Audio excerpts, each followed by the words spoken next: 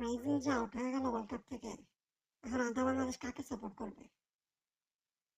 এটা না ভাবছে ব্রাজিলের প্লেয়াররা?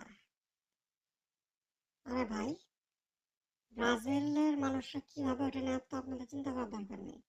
অ্যাটলিস্ট বাংলাদেশের যে ফ্যানরা, এটারে তো আপনাদের ভাবা উচিত ছিল।